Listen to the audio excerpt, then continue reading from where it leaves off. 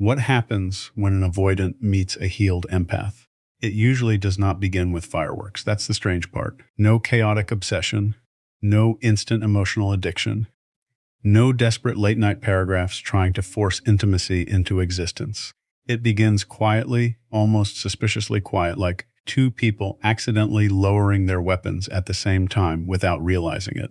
The avoidant walks into the connection, expecting pressure. Eventually, they expect someone who will slowly demand access to every hidden corner of them.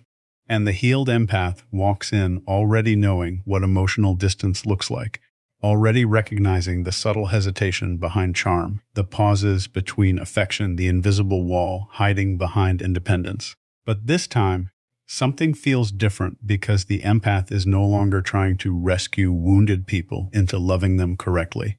And the avoidant can feel that difference immediately, even if they cannot explain it. The energy feels lighter, safer. There is emotional depth without emotional grabbing, space without punishment, warmth without suffocation. And for an avoidant, that combination feels almost unreal. It feels like standing near a fire that somehow doesn't burn them.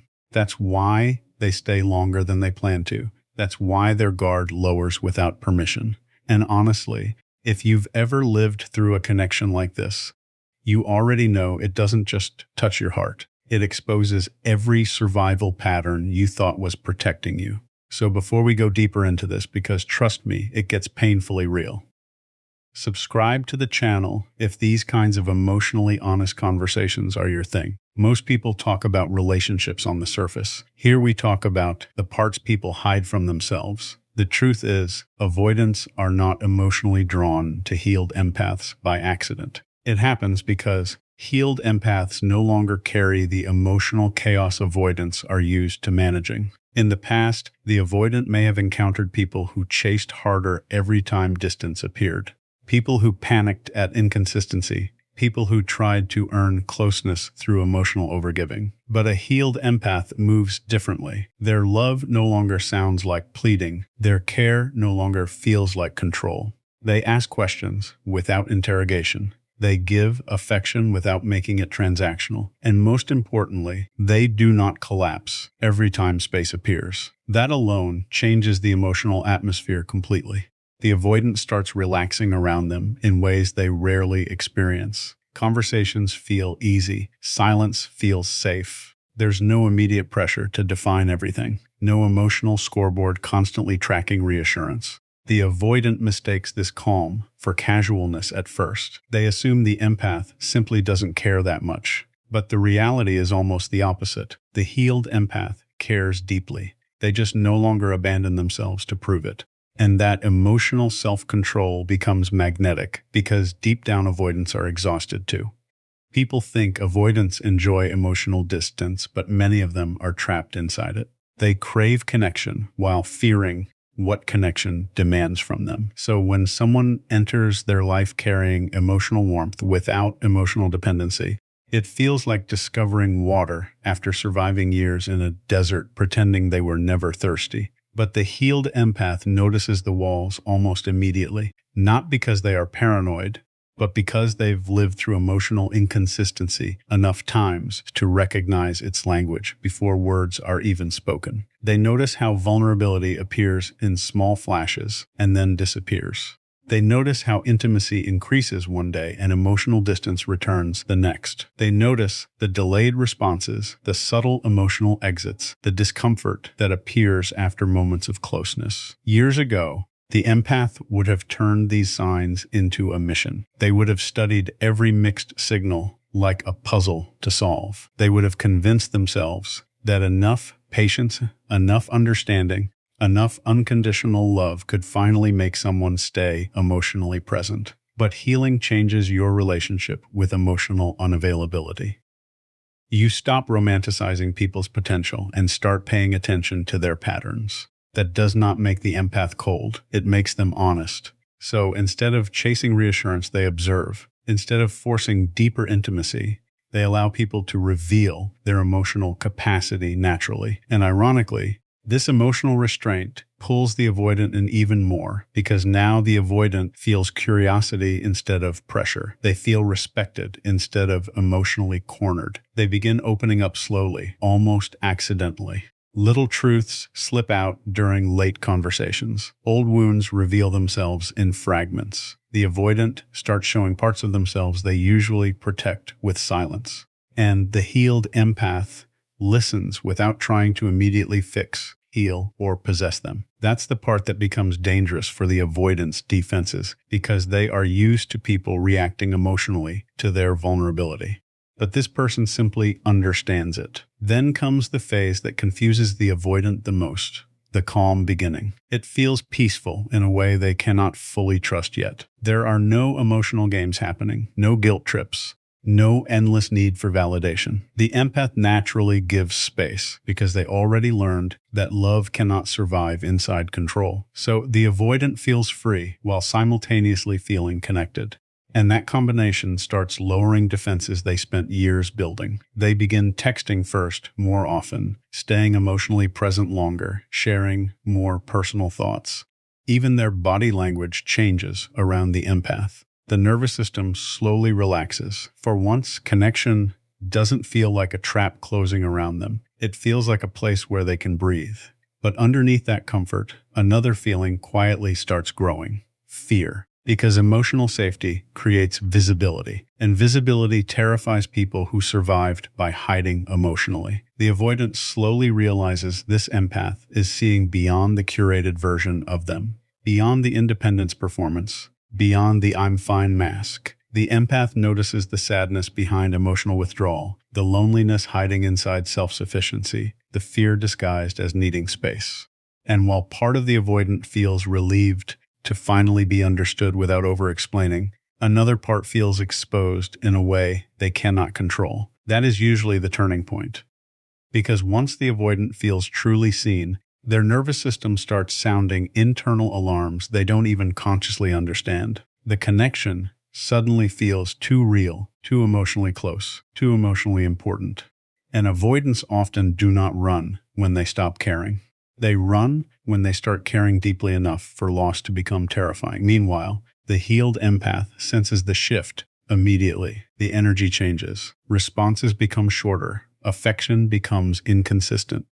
Emotional closeness suddenly meets resistance. But unlike their old self, the empath does not spiral into panic, trying to force certainty out of someone emotionally overwhelmed. They remain grounded. They continue respecting themselves while respecting the other person's emotional reality.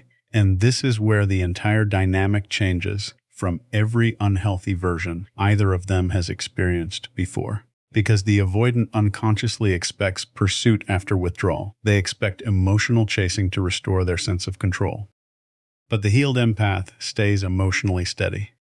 No begging, no dramatic ultimatums, no loss of dignity in exchange for crumbs of affection, just quiet awareness. And strangely enough, that calm response begins haunting the avoidant more than any emotional reaction ever could.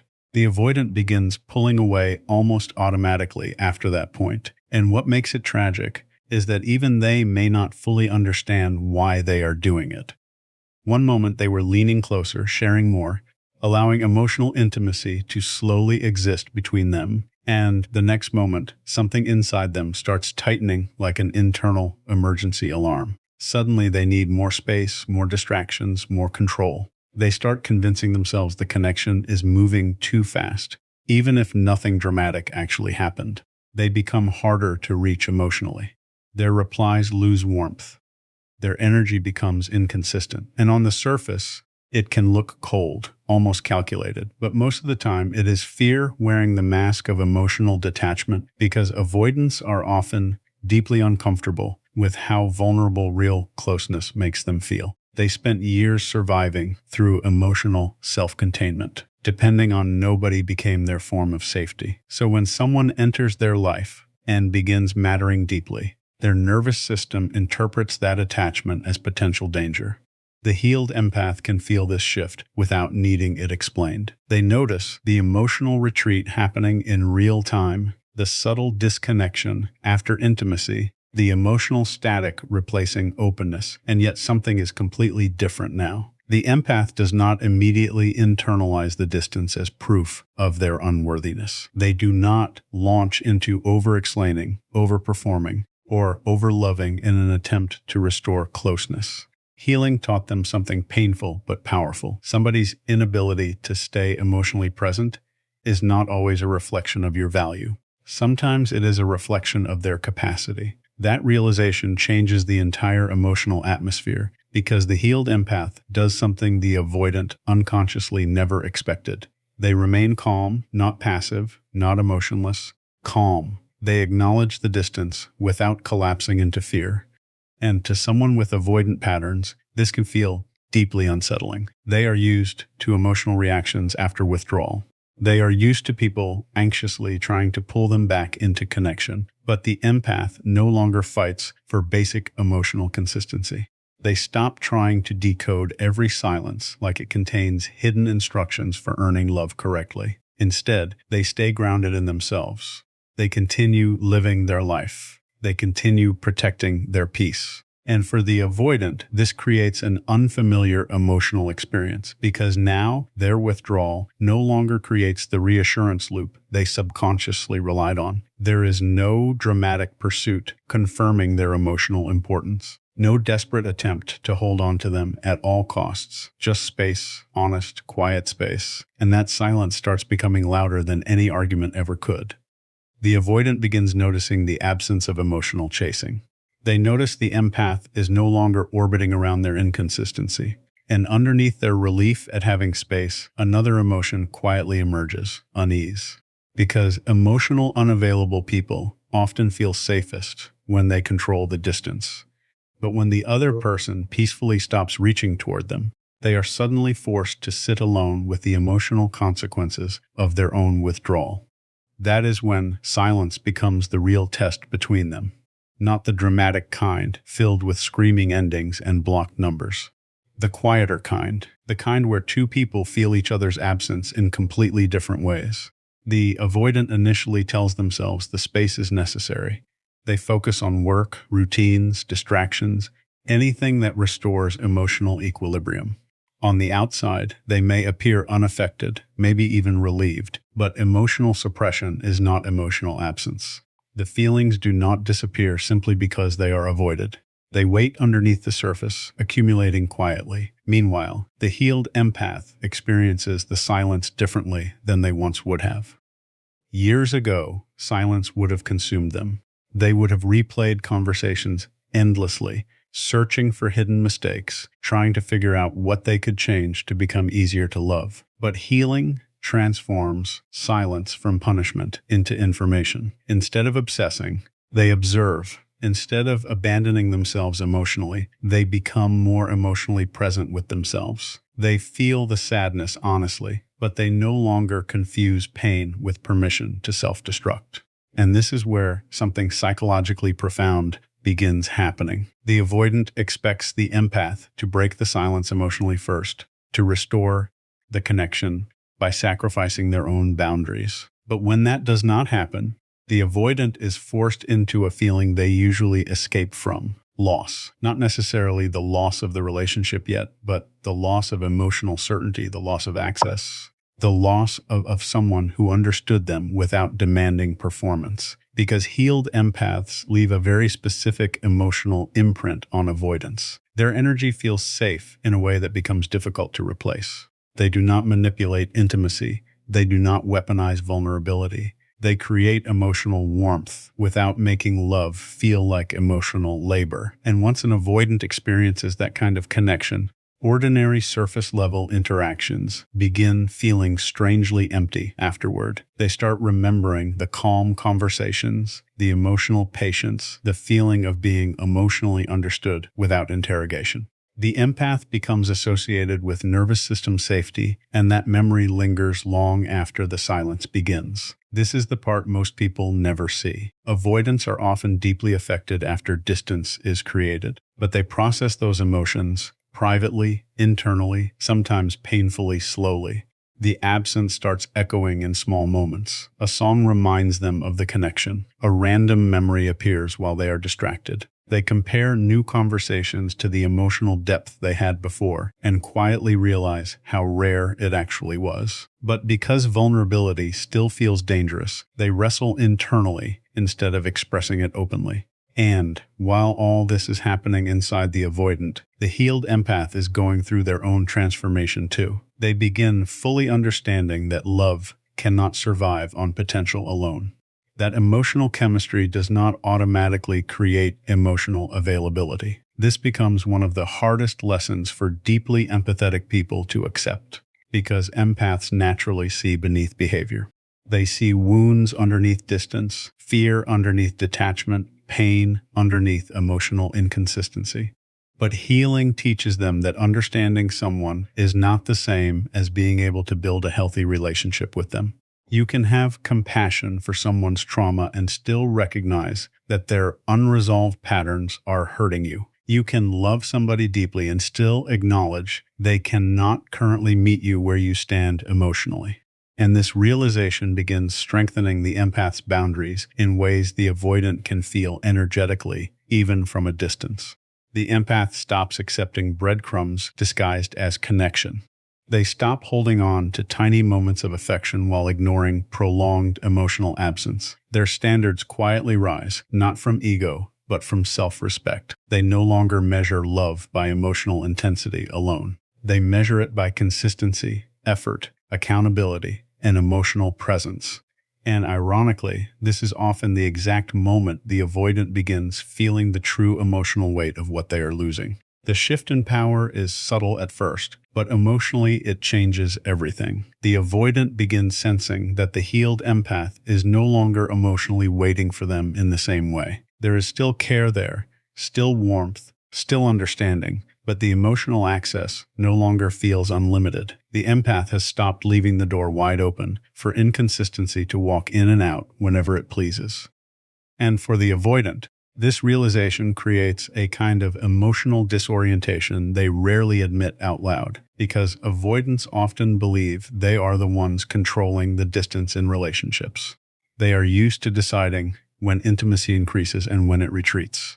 But now the dynamic feels different. The empath is no longer emotionally chasing closeness at the expense of themselves.